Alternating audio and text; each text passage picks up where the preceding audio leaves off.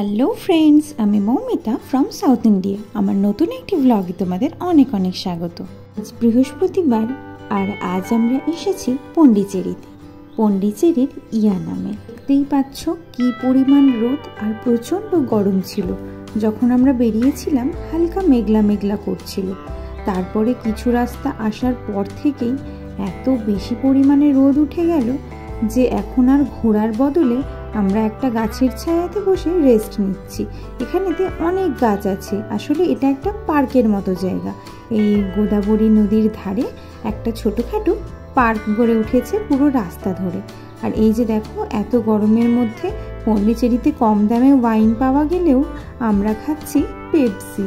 এখন পেপসি খেয়ে একটু গলা ভেজাচ্ছি। আসলে আসার সময় আমরা লাঞ্চ করে তারপরে এসেছি, আস্তে আস্তে দুপুর হয়ে গিয়েছিল, তো ওই জন্য ভাবলাম যে লাঞ্চটা করে একেবারে নদীর ধারে গিয়ে বসবো।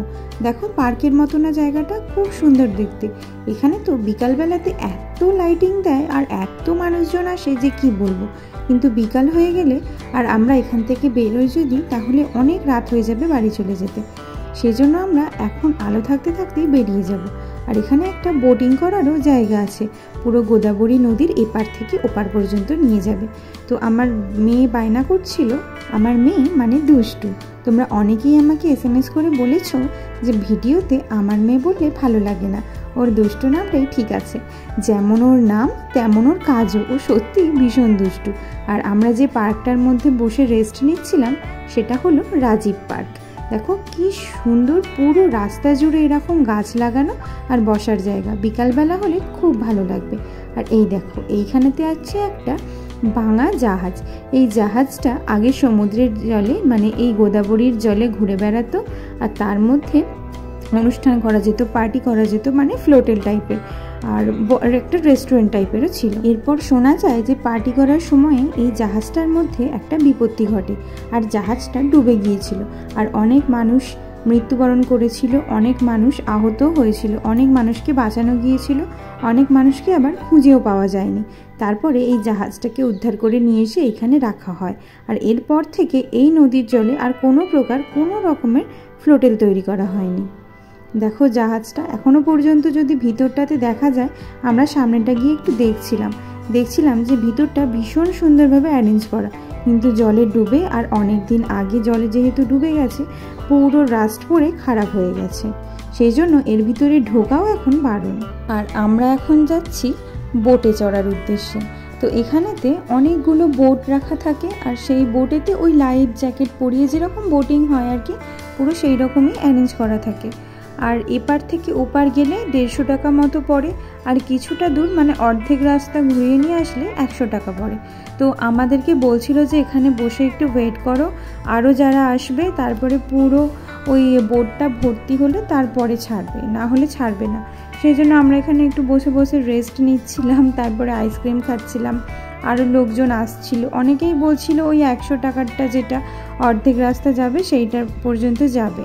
কিন্তু তারপরে যে আমরা তো ওই অর্ধেক রাস্তা যাব না, আমরা গেলে পুরোটাই যাবো। ওপরে একটা মন্দির আছে আর ওপারেও পুরো নারকেল বাগান। তো এখানে প্রচুর নারকেল বাগান আছে, তবুও ওপারটা কি আছে একবার দেখার ইন্টারেস্ট, ওই জন্য ওপার পর্যন্ত যাব। সেই জন্য অপেক্ষা করছিলাম, অনেক লোকজন আসছিল। তারপরে তারাও সবাই মিলে রাজি হলো যে হ্যাঁ ঠিক আছে ওপারে যাব। তারপরে আমরা ওপারে যাবার জন্য রেডি হলাম। তো আমাদেরকে সবাইকে এখানে লাইফ জ্যাকেট পরিয়ে দিয়েছে আর দুষ্টুকেও পরিয়ে দিয়েছে। আর ভিডিওটা নিয়েছিলাম, কিন্তু জানি না ভিডিও উঠেছে কি ওঠেনি, মনে হয় ভিডিওটা অনই করা হয়নি। তো যাই হোক, এইভাবে আমরা চলে যাচ্ছি সবাই মিলে। দেখো আমাদের মধ্যে ছোট ছোট কত সদস্য আছে, ওরাও বোটিং করবে। তো আমরা যাচ্ছি বোটিংয়ের উদ্দেশ্যে। দেখো অনেকগুলো বোট আছে এখানে আশেপাশে, আর আমরা এই লেফট সাইডের বোটটাতে যাব। বিকেল এখন 5টা মতো বাজে, কিন্তু তাও দেখো রোদের এত তাপ। আমি তো বলছিলাম এখন যাব না, রোদটা আরও একটু কমুক, কিন্তু রোদটা আর একটু কমলে বোটিং করে এসে তারপরে বাড়ি ফিরে যেতে আমাদের অনেকটা লেট হয়ে যাবে। সেই জন্য আমাদের তাড়াহুড়ো করে চলে যেতেই হলো। আর দেখো দুষ্টুকে এভাবে নামিয়ে নিচ্ছে ওর বাবা, তারপরে আমি উঠে গেছি বোটের মধ্যে। বোটিং করতে নেমেছো তুমি? আর বাকি সবাই উঠে গেছে বোটের মধ্যে, দুষ্টু হাই করছিল। আর এই দেখো আমাদের বোট ছেড়ে দিয়েছে ওপারের উদ্দেশ্যে। অনেক দিন পরে বোটিং করছি, লাস্ট বোটিং করেছিলাম উটিতে গিয়ে। পায়খানা লেকেতে। তখন যেহেতু দুষ্টু অনেকটাই ছোট ছিল, তাই ওই ব্যাপারে দুষ্টুর কিছুই মনে নেই। ওর মনে হয় ওর এটাই ফার্স্ট বোটিং। ও সেটাই বলছিল আমাদেরকে এরকমভাবে জল দেখতে দেখতে, আর ভীষণ মজা পাচ্ছিল। বোটিং করতে কার না ভালো লাগে, ছোট থেকে বড় জলের মাঝখানে যেতে সবারই ভালো লাগে এরকম বোটে করে।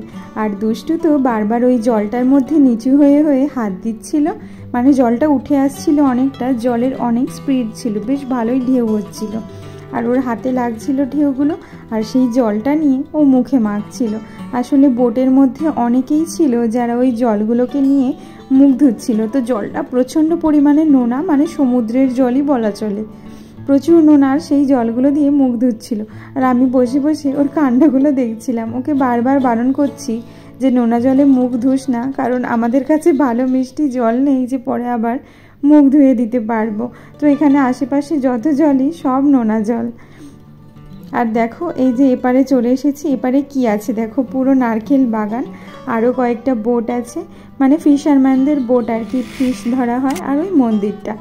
আর এই বিচ রোডের মধ্যেই রয়েছে একটা এরকম বড় শিবলিঙ্গ, আর তার পাশে রয়েছে হাতি, দুটো হাতি। তো এখন এটাকে পাইপের সাহায্যে জল দেওয়ার ব্যবস্থা করা হয়েছে। আগে ছিল কি এই হাতিটার দুটো হাতির দুটো সুর দিয়ে জল বেরোতো ওই শাওয়ারের মতো, মানে ফোয়ারার মতো, আর সেই জলেতেই শিবলিঙ্গকে স্নান করানো হতো। মানে পুরো 24 ঘন্টা এইভাবেই চলতে থাকতো, আর দেখতে আরও সুন্দর লাগতো।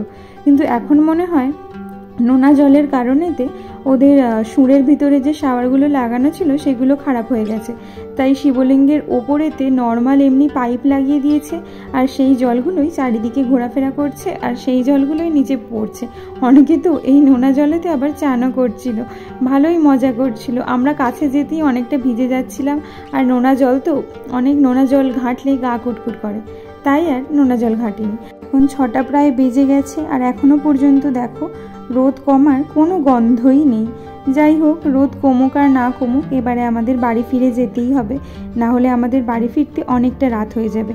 আর এই বিচ রোড ধরে আমরা গাড়ি নিয়ে যাচ্ছি, কি সুন্দর দেখতে লাগছে না পুরো জায়গাটা। এই রাস্তাটা বিকালের পর থেকে বেশি ভিড় হয়, অনেক মেলার মতো লোকজন আসে, অনেক খাবার দাবারও বিক্রি হয়, অনেক রেস্টুরেন্টও ওপেন করা থাকে। তো ভালোই লাগছিল ব্যাপারটা, কিন্তু কোনোভাবেই আমরা রাত্রিবেলার মজাটা নিতে পারছিলাম না। তো যাই হোক, কি আর করা যাবে, এইভাবেই দেখে মন শান্ত করে বাড়ি চলে যাই। পন্ডিচেরির মধ্যে সব থেকে আকর্ষণীয়ই হচ্ছে এই বিচ রোডটা, আর এই যে এই শিবলিঙ্গটা, আর এর পাশে দেখো এটা হচ্ছে মাছের মার্কেট। আর এইটা দেখো কি সুন্দর বানিয়েছে না, একটা জাহাজের আকৃতিতে, খুব দারুণ লাগছিল। আর ওই যে মাছের মার্কেটটা এখন বন্ধ আছে বলে তোমাদের দেখাতে পারলাম না, না হলে এত বড় বড় সমুদ্রের মাছ ওঠে যে কি বলবো। আর প্রত্যেকটা মাছ 3000 3500 টাকা করে নিলামে বিক্রি হয়, আরও বেশি, মানে 3000 3500 টাকা মিনিমাম। তো আমি একবার দাম করছিলাম, ওখানে একটা বড় সাইজের ইলিশ মাছ ছিল, প্রায় 10 কেজি ওয়েট হবে। তো ওটা তখন বলছিল 8500 না 10,000 টাকা মতো বলছিল। তো এখন যেহেতু সমুদ্রেতে মাছ ধরতে যাওয়া বারণ, সেই জন্য এখন মাছ বিক্রি হচ্ছে না। আর এটা দেখো, এটা হচ্ছে যে এখানের ফায়ার স্টেশন। তো এই ফায়ার স্টেশনের সামনে আমি দুষ্টুকে দেখাচ্ছিলাম যে ফায়ার স্টেশনে কি হয় বা গাড়িগুলো কি কাজ করে। তখন ভিতর থেকে পুলিশগুলো এসে আমাদেরকে বলছিল যে ভিতরে আসুন, এসে ভালোভাবে আপনি এলাবোরেট করুন আপনার মেয়েকে যে কী কী হয় না হয়। তারপরে আমি ভিতরে গিয়ে দুষ্টুকে সমস্ত কিছু দেখাচ্ছিলাম যে কোথাও আগুন লেগে গেলে কিভাবে আগুন নেভাতে হয়, কোনটার মধ্যে জল থাকে, কোনটার মধ্যে গ্যাস থাকে, এই সব। আর ইয়ানামে বা এই পন্ডিচেরিতে সব থেকে গুরুত্বপূর্ণ যে জিনিস সেটা হলো পেট্রোল। পেট্রোলের দাম আর ডিজেলের দাম এখানে অনেক কম থাকে, কারণ এখানে ডাইরেক্ট পন্ডিচেরি সরকারের সাবসিডি থাকে। সেই জন্য পন্ডিচেরিতে সবসময় পেট্রোল, ডিজেল আর ওয়াইনের দাম সব থেকে কম হয়। তো ওই জন্য আমরা যখনই পন্ডিচেরিতে আসি তখনই আমরা অনেকটা করে পেট্রোল ভরে নিয়ে যাই। তো এখানে নর্মালি পেট্রোলের দাম অনেকটাই কম, প্রায় 15 টাকার মতো ডিফারেন্স থাকে নর্মাল শপের থেকে। ব্যাস সমস্ত কিছু হয়ে গেল, পেট্রোলও ভরে নিলাম গাড়িতে ভর্তি করে। এবারে আমরা বাড়ির উদ্দেশ্যে রওনা দিলাম। তোমরা যদি কখনো পন্ডিচেরিতে আসো তাহলে ওয়াইন আর পেট্রোল অবশ্যই ট্রাই করবে। মানে পেট্রোল আমি খাওয়ার কথা বলছি না, পেট্রোল যদি তোমরা এখানে গাড়ি কোনো হায়ার করো তো পেট্রোল এখান থেকে ভরে নিয়ে তারপরে পুরো তুমি সিটিটাকে ঘুরে দেখতে পারো। তো ফ্রেন্ডস, ভিডিওটি কেমন লাগলো কমেন্ট করে অবশ্যই জানিও। ভালো লাগলে একটি লাইক করে চ্যানেলটি সাবস্ক্রাইব করে আমার পাশে থেকো। আর যারা ফেসবুক থেকে দেখছো তারা আমার চ্যানেলটি ফলো করে আমার পাশে থেকো। দেখা হচ্ছে পরের নতুন কোনো একটি ভ্লগে। ততক্ষণের জন্য বাই বাই, ভালো থেকো সবাই।